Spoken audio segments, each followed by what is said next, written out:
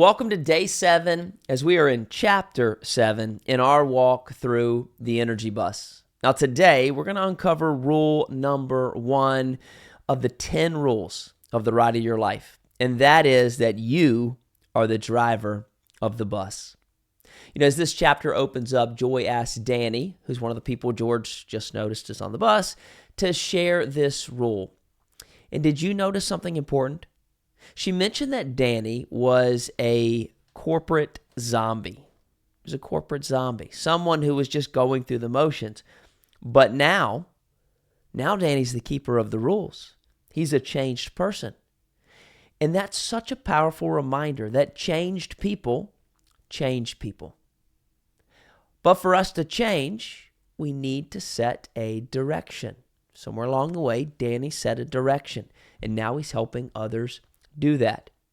On page 26, Joy points out a big problem that we have today when it comes to this. She said people feel like they have no say in where their bus is going or how it's going to get there. But here's the hard truth. As she puts it, if you aren't the driver, then you'll always be at the whim of everyone else's travel plans. It's so true. If we're not in control of where we're going, we're just following along where other people think we should go or where they might be going, and we're not quite sure of the direction.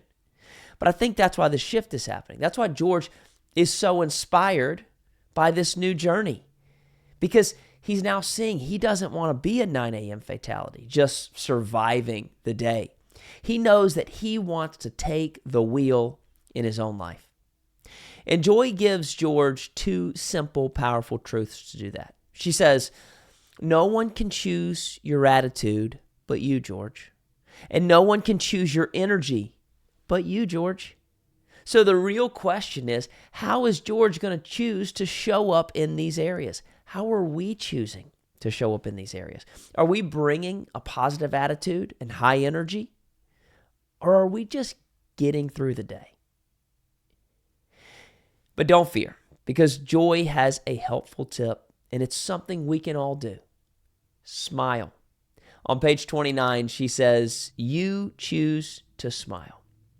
And just by doing this one thing, you change your energy. A smile changes so much. It changes the way you feel, the way you think, even how you interact with others.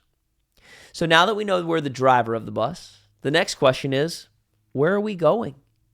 Because the direction of your life is going to follow your strongest thoughts. So what are you thinking about?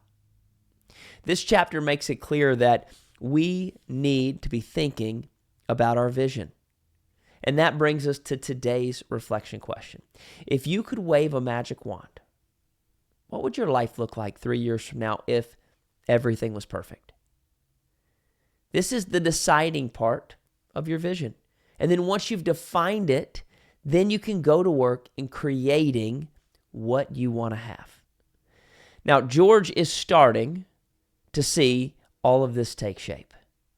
He's starting to see that he is in control of his life. His life is not just about his current struggles, but it's also about seeing the ideal future and know that you're the one that's driving the bus that's going to get there.